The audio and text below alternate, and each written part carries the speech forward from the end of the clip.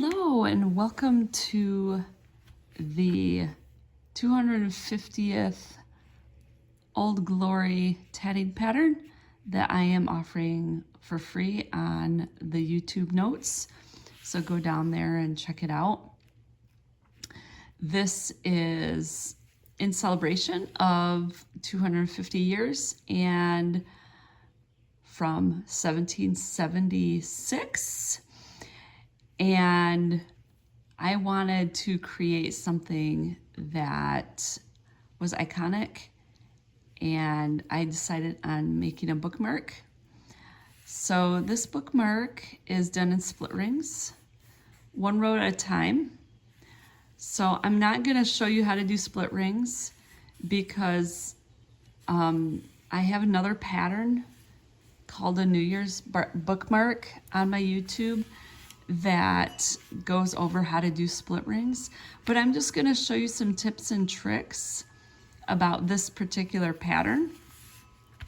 And I am going to, this is a sample, I am going to end it with fringe. So as you know, I love fringe, so I will probably put quite a bit of fringe in there, and I love long fringe too. So some ways you can customize this is you can actually sew beads in here.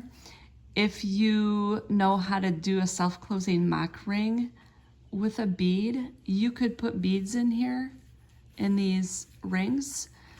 If you don't know how to do that, I have a tutorial on my YouTube, Yoshi Yarny Designs, that will show you. You could sew beads in here for the flags. You could even sew a star. You could sew stars if you wanted to with a white cotton thread. So there's a lot of opportunities. I think this is a sample, but I think with the tutorial today, we're gonna actually make it 4x4, 4x4. And then we're gonna make these stripes here a little bit longer. So, all right, let's get our materials. I have 3 colors, red, white, and blue, of the size 10 crochet cotton. I have a size 5-0 tatting needle metal. And I have my scissors, my thread needle.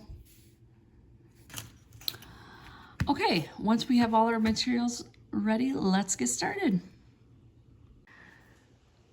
So the first step, we need to start making our split rings. So since we're going to make four split rings in blue, and we're just gonna do one row at a time, we need probably 18 to 24 inches. I went with 24 inches for that first blue part right there, that first row. The other comment I wanted to make was we actually don't want a picot on this side. So our very first side of the ring is just gonna be 8. So all along this row, we're gonna have one side that's just gonna be 8, and then on the other half of the split ring is gonna be 4 picot 4. So I'm doing the reverse order of stitches on this side.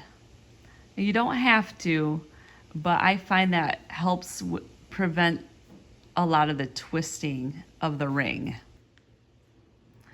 I finished the ring. And the other thing I'm going to do, again, this is optional, but I'm going to insert my needle into that first stitch cap. Let's see if you can see it.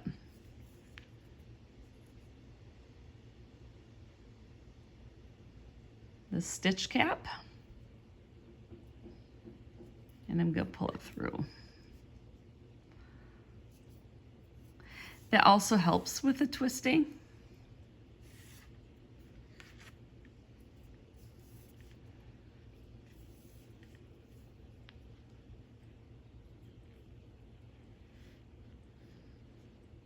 make sure we have one picot on the one side and then no picots on the other side. So we're going to do 3 more split rings just like that. Now we're gonna change color to the red. So simply, I get my red ready, the end of my red. And I can cut my blue, but I usually just wait a moment. Get the end of my red ready. I'm gonna go ahead and close my ring as usual, but I'm gonna keep that loop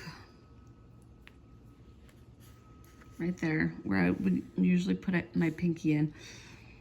I'm gonna put the blue in there. But now I'm gonna also insert the red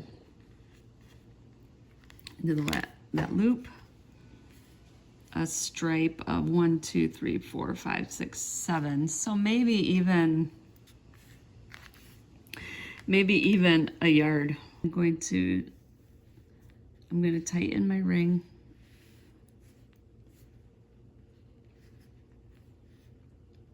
And I'm actually still gonna go through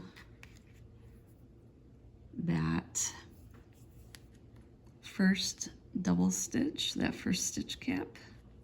I'm actually gonna tie a knot. I'm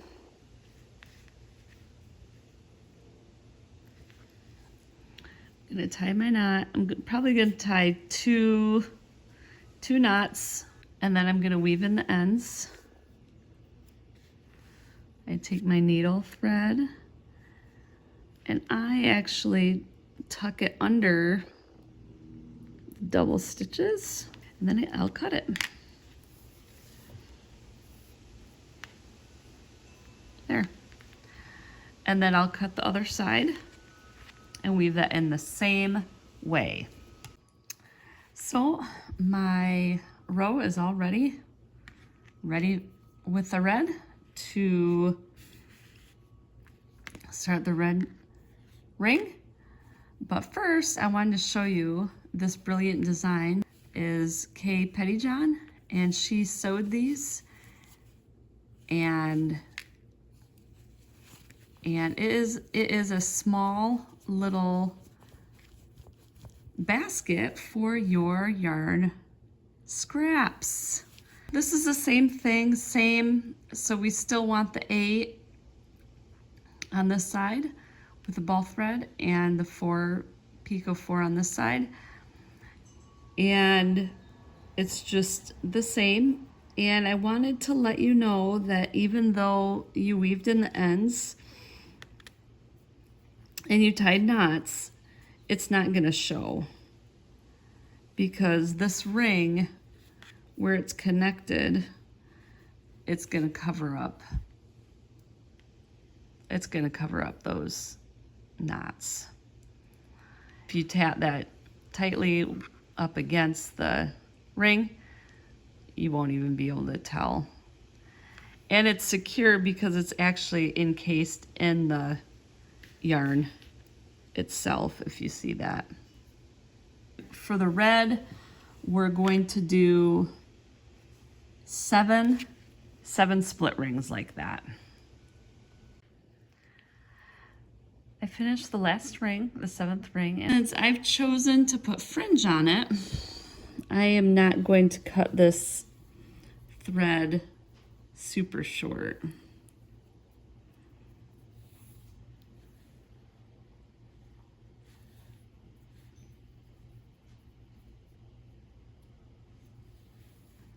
And that is our first row. Our second row is going to be a little bit different because we have to connect to here, and then we have to make another picot over here. So our next row is going to be the same color changes, but it's going to be 4 picot 4 for the first half of the ring, and then 4 picot 4 for the second half of the ring. So you do it exactly the same way. So I'm going to be switching colors to the white, as you can see on the sample. And Since I've already closed the ring, another way to easily add the thread is just to lay the white in between, and then go ahead and tie, and then I would weave in the ends under the double stitches. You can also go under the stitch cap. Sometimes that works better. And then cut it, then do the other side. Now the reason I do that right away is because then I don't have to worry about my yarns getting in my way and tangling in my new thread. And then just finish it like the other rows, and then you're gonna do one more row of the blue and the white. I have finished the blue and the white, blue and white. So I have two red, two white. And now I'm gonna add the red, and I'm gonna start right here and make it a long strip. So I'm gonna do two of the red in the long strips, and I will be done. So this next row is gonna be 4 picot 4, 4 picot 4, split ring all the way up in just red. And then the last row is going to be 4 picot 4 and then 8. So after you're done with those 2 strips, you are going to add the fringe. Now, of course, you can add the fringe however you want to. What I did is I measured out 5 strands of